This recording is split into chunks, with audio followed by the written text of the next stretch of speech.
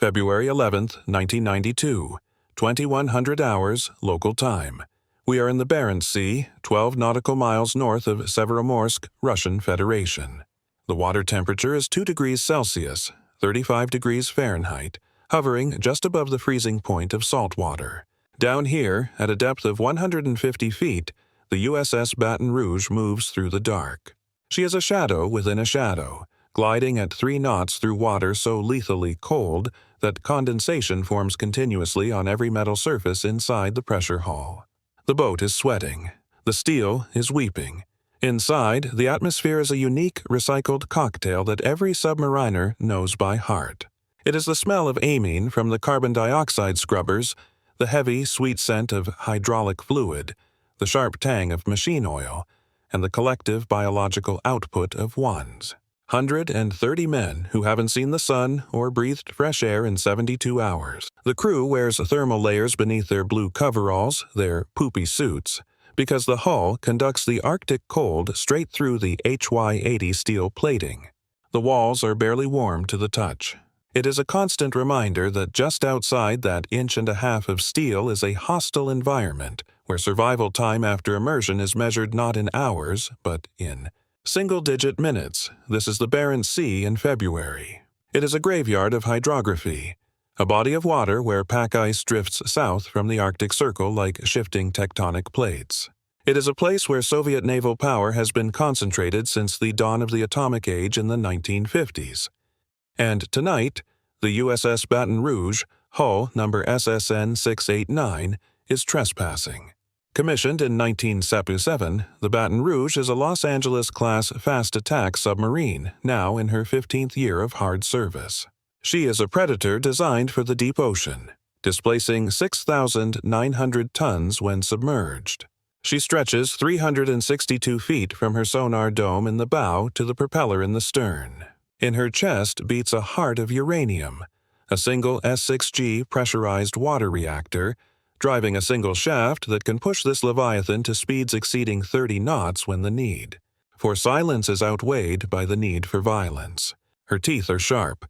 4 21-inch torpedo tubes loaded with Mark 48 AD cap, advanced capability, torpedoes, wire-guided munitions intelligent enough to re-attack a target, if they miss on the first pass. In her vertical launch tubes, she carries Tomahawk cruise missiles capable of striking land targets 1,000 miles away. Her ears are the BQQ-5D sonar suite, the most advanced passive detection system in the United States Navy arsenal, capable of stripping the mask off a Soviet submarine at ranges exceeding 50 nautical miles. But tonight, that technology is fighting a losing battle against physics. Acoustic conditions in the Barents Sea are arguably the worst in the world. The water is a cluttered, chaotic soup of biologics. Massive schools of fish, dense clouds of shrimp, and the grinding tectonic groan of the ice pack overhead create a wall of background noise. The thermal layers, strata of water with different temperatures, act like mirrors, bending and distorting sound waves. A target could be 5 miles away or 500 yards, and the sound might never reach your sensors. Context is everything. The Cold War officially ended just 3 months ago. On December 26, 1991, the Soviet Union ceased to exist as a political entity. The hammer and sickle was lowered from the Kremlin flagpole for the final time, replaced by the tricolor of the Russian Federation. Mikhail Gorbachev resigned. Boris Yeltsin assumed power. The Communist Party lost its constitutional monopoly, and 15 republics declared independence.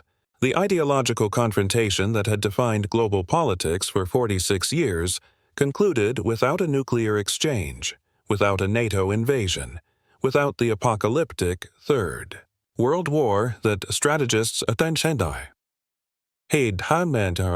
predicted since 1945, but here, in the freezing black water of the Barents Sea, nothing has changed.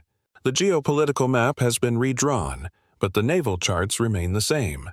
Russian Northern Fleet submarines continue to patrol.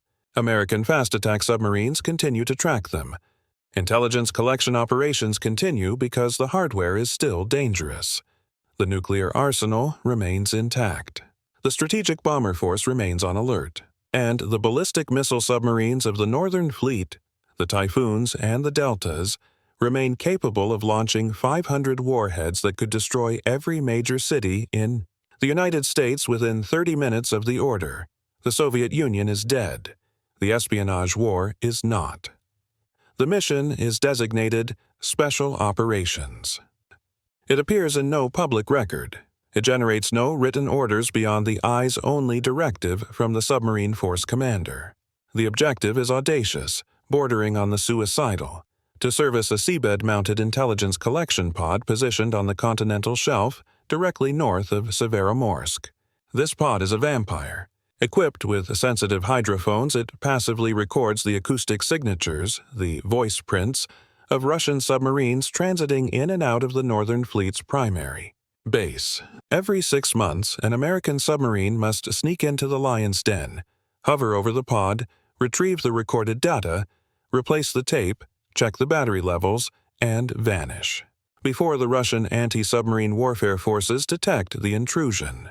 It is intelligence work conducted in the most dangerous possible environment, inside the operating area of an adversary who considers these waters sovereign territory. If Baton Rouge is detected, Russia will protest diplomatically.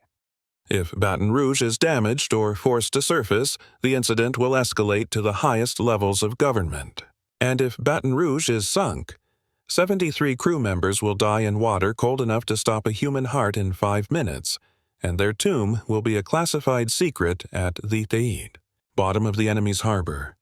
Navigation at this depth is an art form, not a science. GPS signals do not penetrate seawater. The submarine is blind to the satellites orbiting overhead. To find the pod, Baton Rouge relies on inertial navigation systems, complex arrays of gyroscopes and accelerometers that calculate position by integrating every change in velocity and direction from a known starting point. But over time, inertial systems drift. Errors accumulate. Tonight, the Baton Rouge is creeping. She moves slowly to minimize flow noise, the sound of water rushing over the hull, and to prevent cavitation. Cavitation is the enemy of the submariner. If the propeller spins too fast, the pressure on the trailing edge of the blades drops below the vapor pressure of water, creating bubbles. When those bubbles collapse, they create a loud, distinctive hiss that screams "submarine" to anyone listening. The boat is rigged for ultra-quiet. This is a state of suspended animation. All non-essential equipment is secured. No showers, no laundry. Crew members walk in socks, placing their feet deliberately to avoid vibrating the deck plates. Every valve turn is conducted with deliberate care to avoid the metal-on-metal screech of a transient noise that Russian hydrophones might detect. The sonar room is the sensory cortex of the beast. 3 sonar technicians sit at their stations wearing sound-powered headsets, monitoring passive arrays that listen in all directions, except one. The BQQ-5D system integrates inputs from the bow-mounted spherical array, the conformal arrays along the hull, and, when deployed, the TB-16 towed array that streams behind the submarine on a long cable. The towed array is crucial for hearing behind the boat, but tonight the towed array is not deployed. Deploying a long wire in shallow water near an enemy naval base is tactically unsound. It reduces maneuverability and risks snagging on seabed obstructions. This tactical decision creates a critical vulnerability: the blind spot, the baffles. Every screw-driven ship has a blind spot directly astern, a 60-degree cone where the noise of its own propeller and the turbulence of its own wake mask incoming acoustic signals. It is like trying to hear a whisper while standing next to a jet engine. In the open ocean, a submarine clears its baffles by snaking, turning periodically to present the bow array to the area behind it. But here, in the shallow channel, maneuvering is constrained. Baton Rouge must hold her course toward the pod. She must accept the risk that something could approach from behind, completely invisible to her sensors. To understand why this risk is so lethal, one must understand the acoustics of hell. To the layman, water is just water. To the submariner, the ocean is a complex, shifting layer cake of temperature, salinity, and pressure, each of which fundamentally alters the path of sound. The speed of sound in water is controlled by three variables. As temperature drops, sound slows down. As pressure increases, sound speeds up. This relationship creates sound channels. But in the shallow waters of the Barents Sea, there is no deep sound channel. There is only bottom bounce and surface ducting. Sound waves hit the surface, bounce off the jagged underside of the ice pack, refract down to the muddy seabed, bounce again, and scatter. This scattering effect creates reverberation. It turns the ocean into an acoustic hall of mirrors. A sonar operator looking at his screen doesn't see a clear contact. He sees a wall of static, a fog of noise generated by the environment itself. And then there is the afternoon effect, or the thermal layer. In the winter, the surface water is freezing, but the water near the bottom might be slightly warmer due to currents from the Atlantic. The boundary between these two temperatures acts as a shield. Sound waves hitting this thermal layer effectively bounce off. A submarine sitting below the layer can be completely invisible to a submarine sitting above it. At 2110 hours, the tension breaks. The sonar operator reports a contact. Possible submerged contact bearing 270. It sends a spike of adrenaline through the command team. A submerged contact here means a Russian submarine. The captain orders a course change to clear the baffles. After 3 agonizing minutes, the operator reports, "Contact faded. Possible biologic. It was a false alarm, a whale, or a reflection off the ice." The contact is downgraded. Baton Rouge resumes her course. At 21:15 hours, the submarine reaches the pod location. The boat slows to 1 knot and settles into the hover. The operation requires the submarine to perform a maneuver that defies the laws of hydrodynamics, the hover. The Baton Rouge must stop her forward motion and hang suspended in the water column, motionless. Once stabilized, a team of divers exits through a lockout chamber. For the next 30 minutes, Baton Rouge is a hole in the water. She holds position while the divers work. Inside the boat, 73 men wait in silence. Outside, the divers fight the cold and the darkness to service the machine. And somewhere in the dark water, another machine is moving. At 21:16 hours, exactly as the American divers begin their work on the seabed, a Russian Sierra-class submarine designated B-276 Kostroma is transiting submerged, approximately 8 nautical miles southeast of Baton Rouge. To understand why the collision was inevitable, one must understand the machine that was rising from the depths. The B-276 Kostroma was not merely a submarine, she was a monument to Soviet paranoia and engineering brilliance. In the West, submarine design was a balance of cost, capability, and safety. In the Soviet Union, design was an exercise in raw, unfiltered power. The Kostroma was a Project 945 Barracuda, known to NATO as the Sierra class. When American naval intelligence first identified the class in the early 1980s, it sent a shockwave through the Pentagon. The hull was not built of steel. It was forged from titanium. Titanium is the holy grail of submarine construction. It is paramagnetic, making the boat nearly invisible to magnetic anomaly detectors. It is lighter than steel, allowing for higher speeds. But most importantly, it is incredibly strong. A titanium pressure hull allows a submarine to operate at depths exceeding 2,000, perhaps even 3,000 feet. Depths where an American steel hull would groan, buckle, and finally implode. But titanium is also a nightmare to work with. It is brittle. It cannot be welded in the presence of oxygen. To build the Sierra class, Soviet engineers had to construct massive, hermetically sealed warehouses filled with argon gas. Workers wore spacesuits welding the hull sections in an inert atmosphere. The cost was astronomical.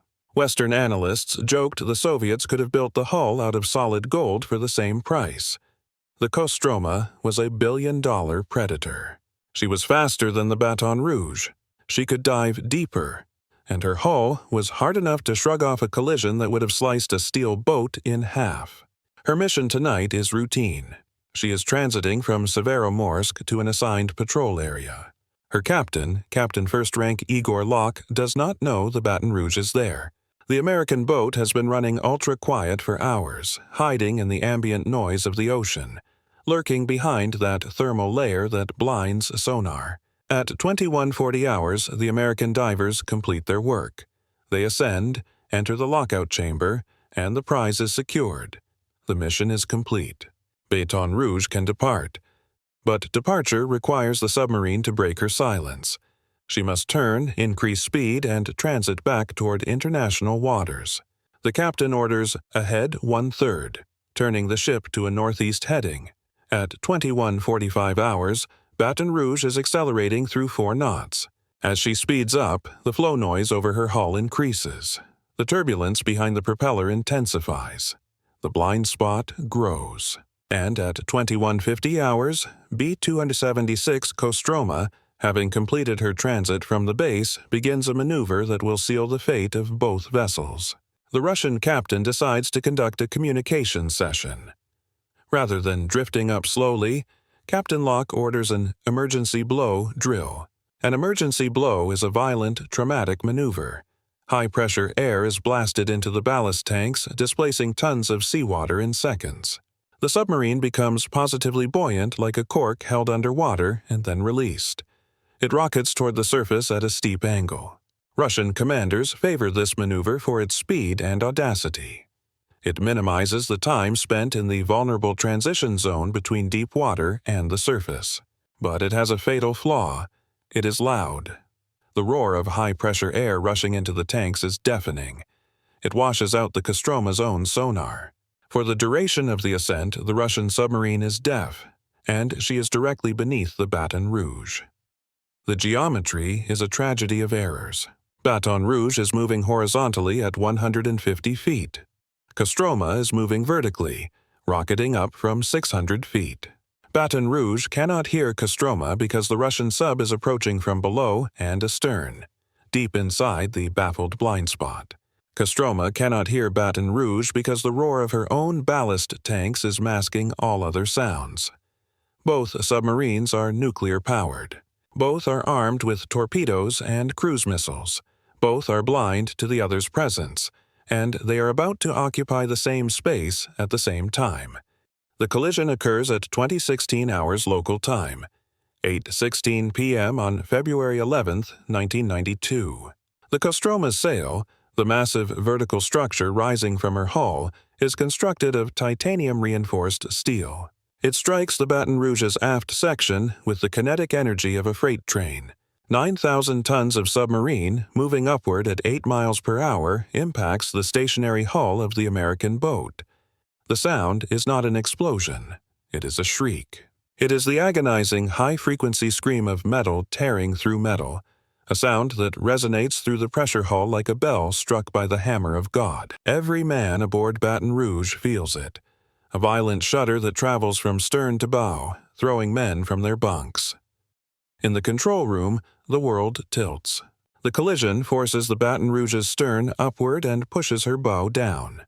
The boat is being physically lifted by the ascending Russian submarine. Collision! Collision in the engine room! The captain orders emergency procedures. All stop! Damage report! Sonar! Report contacts! The sonar operator's voice is tight with adrenaline.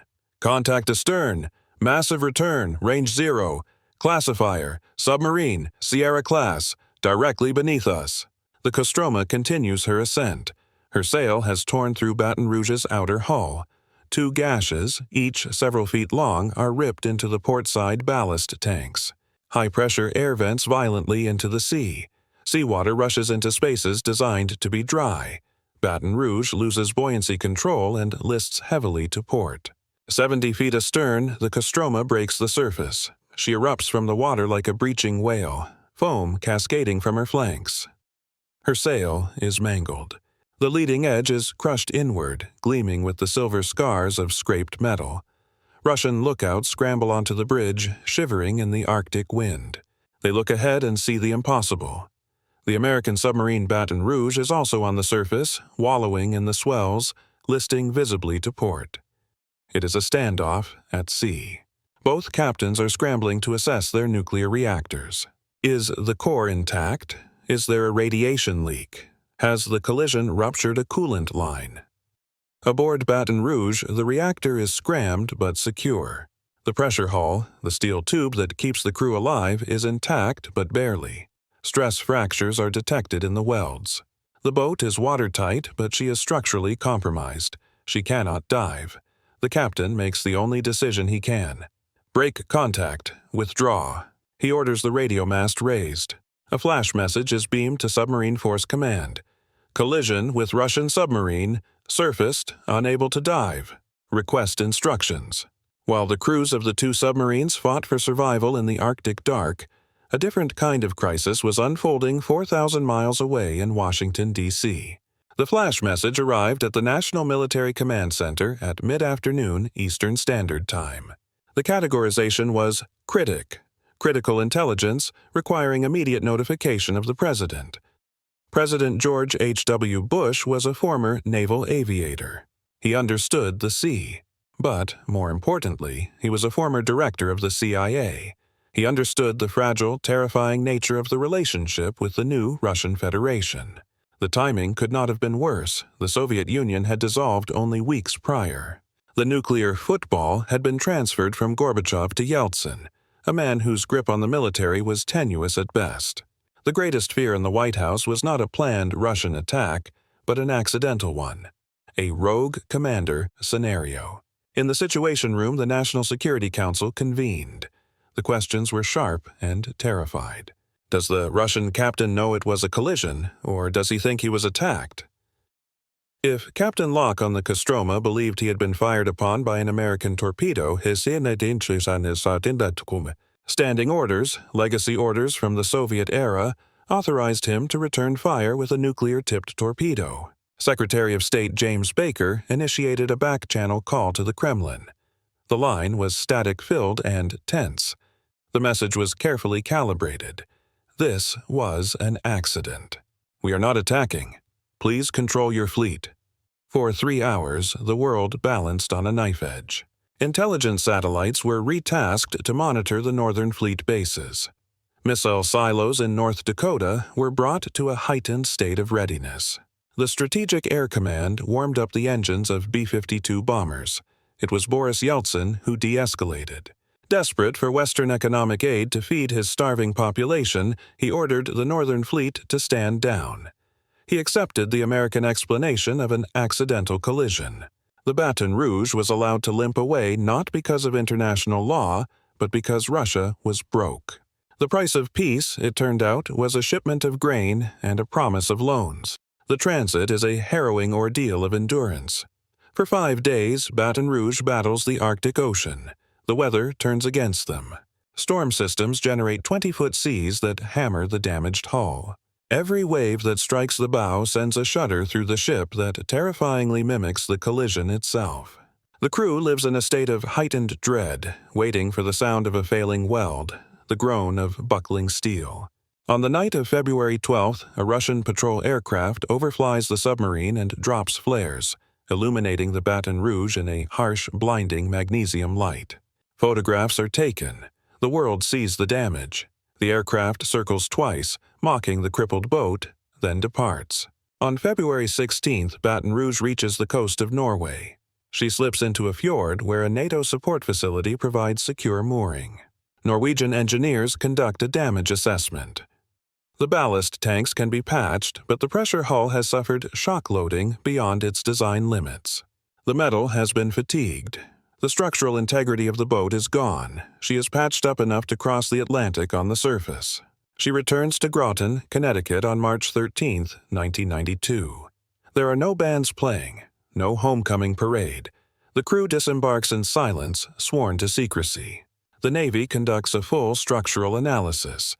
The cost to repair the Baton Rouge is estimated at $280 million.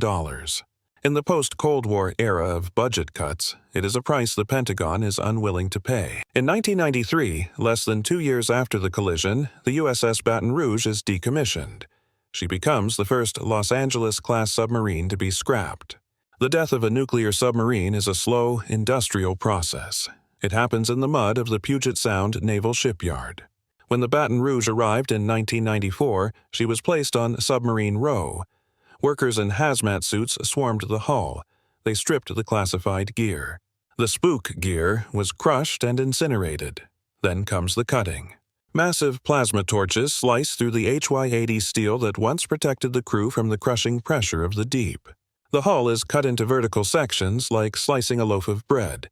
The steel is sold for scrap. The same metal that once stalked Soviet boomers under the polar ice cap is melted down and turned into razor blades, Toyotas, and bridge girders. But the heart of the ship, the reactor compartment, cannot be melted. It remains radioactive. The entire 33-foot-long cylinder, weighing over 1,000 tons, is cut out of the ship as a single unit. Thick steel bulkheads are welded over the ends, sealing the radiation inside. It looks like a massive steel can. This cask is loaded onto a barge and towed up the Columbia River to the Hanford Nuclear Reservation. There, in the high desert of eastern Washington, a massive trench has been dug in the dry earth. Trench 94. The Baton Rouge's reactor compartment was lowered into this trench. It sits there today alongside the reactors of dozens of other Cold War predators. They are arranged in neat rows, visible on Google Earth, a silent graveyard of nuclear power. They will sit there for 1,000 years, slowly decaying, a toxic monument to a war that was fought in silence and ended without a parade. The collision of February 11, 1992, was not an isolated incident. It was part of a terrifying pattern of underwater brinksmanship that spanned decades. Between 1960 and the turn of the millennium, there were at least 9 documented collisions between American and Soviet submarines. In June 1970, the USS Tautog slammed into a Soviet Echo-class submarine in the Sea of Okhotsk. In May 1974, the USS Pintado collided head-on with a Yankee-class ballistic missile submarine. In November 1974, the USS James Madison was struck by a Soviet Victor-class attack sub. Each time, the story was the same. 2 blind giants grappling in the dark, relying on imperfect sensors in a hostile environment. Each collision was a roll of the dice, a moment where the world held its breath. The Baton Rouge incident was the last major collision of the Cold War era. It revealed the inherent danger of submarine espionage. Technology improves, sonar gets better, computers get faster, but the ocean remains the same. It is dark, it is loud, and it is unforgiving. And what of the crew, the men who walked those decks? They dispersed. Some stayed in the Navy, rising to command boats of their own. Others left, haunted by the sound of the collision. But every year, on February 11th, they pause. They remember the smell of the ozone, the red light of the control room, and the terrible grinding shriek of the Kostroma tearing through their world. They remember that they are the lucky ones. This is the legacy of the USS Baton Rouge. She was a ghost ship that fought a ghost war, and in the end, she became a ghost herself. This is Cold War Chronicles. We declassify the past to understand the present. Thank you for listening. Thanks for watching, and subscribe for more of these kind of content.